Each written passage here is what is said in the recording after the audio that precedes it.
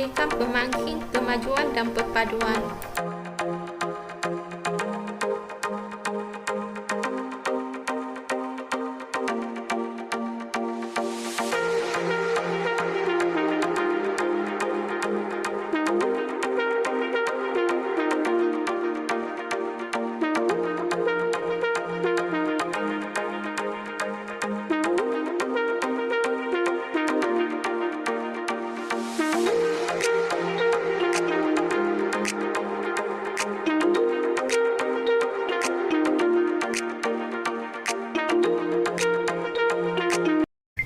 Pengenalan. Menurut Plato, pendidikan merupakan satu usaha dalam mendidik, membimbing dan mendisiplinkan masyarakat supaya menjadi warga negara yang berguna. Pendidikan merupakan satu proses sistem persekolahan untuk membentuk sasiah individu bagi membangunkan masyarakat. Pendidikan bukan sahaja berperanan dalam menyampaikan ilmu pengetahuan, tetapi merupakan ejen perpaduan. Pendidikan membawa perpaduan dan kemajuan. Assalamualaikum dan salam sejahtera. Saya Nur Ana Safia binti Abdul Rani, nama matrik 289894.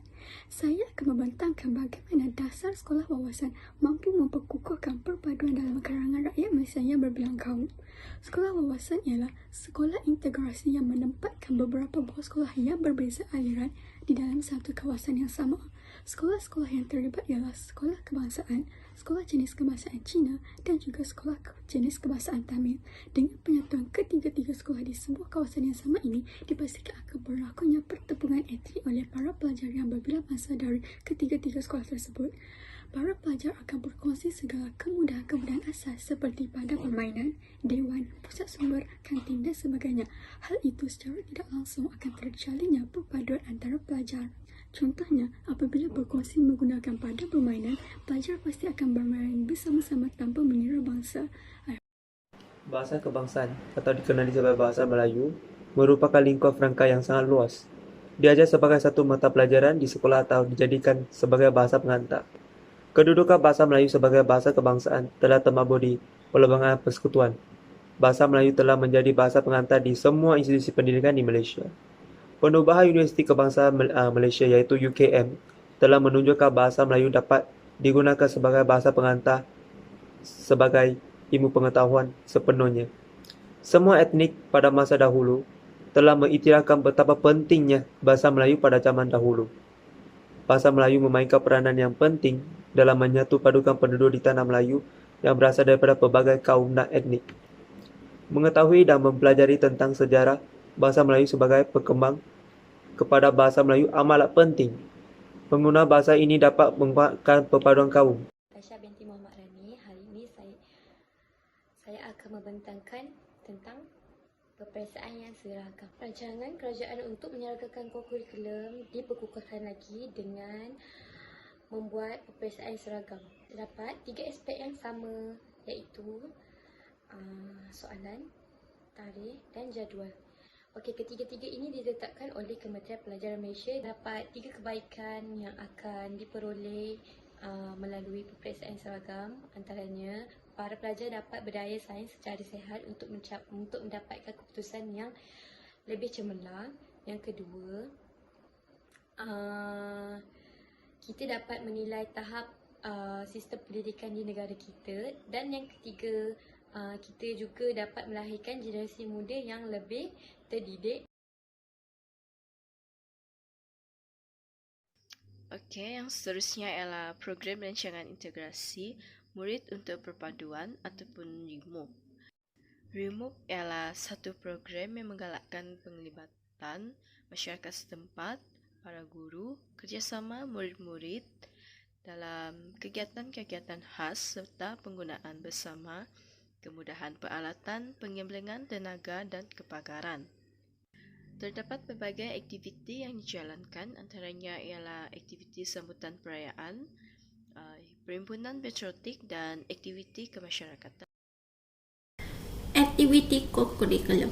Aktiviti kokurikulum dapat memupuk perpaduan di samping memberi pengalaman dan latihan kepada masyarakat di sekolah. Dengan adanya aktiviti co-curricular ini, perpaduan dapat ditanamkan dalam kalangan masyarakat. Contohnya, aktiviti perkhemahan yang dilakukan oleh unit badan uniform merupakan usaha dalam menyatu padukan masyarakat, terutamanya para pelajar. Cabaran.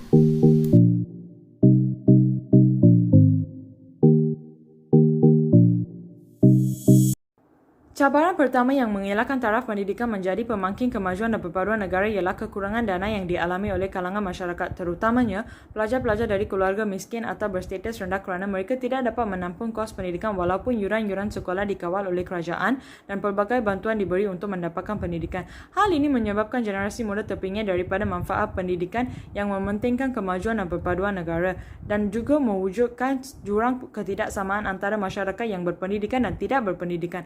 Sebagai contoh, masalah kekurangan dana ini boleh dilihat secara jelas pada masa pandemik COVID-19 yang telah menambah beban masyarakat untuk menangani transformasi pendidikan kepada pembelajaran atas talian yang agak mewah untuk ditangani oleh beberapa faktor seperti gadget-gadget mahal, sambungan internet dan sebagainya. Taraf pendidikan pelajar-pelajar miskin tidak membolehkan pendidikan menjadi satu aspek yang meningkatkan kemajuan negara dan perpaduan dalam kalangan masyarakat disebabkan oleh masalah kekurangan.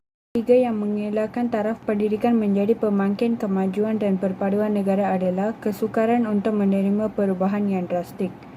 Terdapat beberapa faktor yang menyebabkan masyarakat mengalami kesukaran untuk menerima perubahan yang drastik, antaranya tiada pengetahuan atau pengalaman berkaitan perubahan yang berlaku. Sebagai contoh, disebabkan pandemik COVID-19, para pelajar terpaksa belajar dari rumah secara talian. Ini merupakan kaedah baru yang digunakan oleh pihak sekolah untuk mengajar para pelajar. Tetapi para pelajar mengalami kesukaran untuk menerima perubahan tersebut. Yang kedua, ibu bapa terpaksa menanggung kos yang tinggi untuk menyediakan kemudahan kepada anak-anak yang belajar dari rumah seperti laptop, printer dan sebagainya. Yang ketiga, terdapat beberapa pihak yang belum bersedia untuk menerima perubahan yang drastik. Assalamualaikum dan salam sejahtera saya ucapkan kepada Dr. Rusni Suri. Di sini saya ingin menyampaikan konteks kekurangan sambutan dari rakyat Malaysia dapat mengakibatkan lunturnya semangat perpaduan kaum di negara Malaysia. Pertama sekali, tidak dinafikan bahawa sambutan kebangsaan di negara kita semakin hari semakin merosak. Hal ini demikian kerana semangat patriotik di dalam diri kian luntur. Seterusnya, tubuhnya sekolah jenis vernakular yang mengasingkan sekolah kebangsaan, sekolah tamil dan sekolah jenis Cina.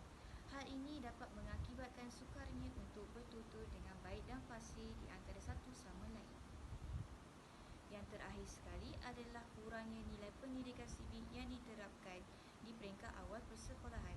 Hal ini secara tidak langsung dapat melahirkan sebuah generasi yang memandang hal ini sebagai hal yang remeh-temeh saja, adalah isu kepada kaum yang perlu kita kukuh agar melahirkan sebuah negara yang harmoni.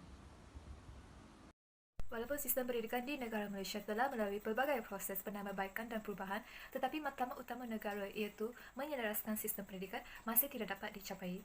Salah satu faktor yang menghalang kerajaan daripada merealisasikan idea ini adalah disebabkan kritikan dan tentangan daripada masyarakat Malaysia yang bersifat perkauman. Sifat perkauman atau rasisme adalah suatu amalan kepercayaan atau sikap yang mendiskriminasikan sesebuah kaum berdasarkan ciri-ciri perkaumannya. Faktor utama masyarakat Malaysia yang bersifat perkauman menentang idea menyergamkan sistem pendidikan adalah disebabkan mereka bimbang akan hak mereka sebagai sebuah kaum akan terjejas. Pada pandangan mereka, jikalau mereka memberi persetujuan untuk menyeragamkan sistem pendidikan, ia bagaikan memberi ruang kepada kerajaan untuk mengeksploitasikan kaum mereka.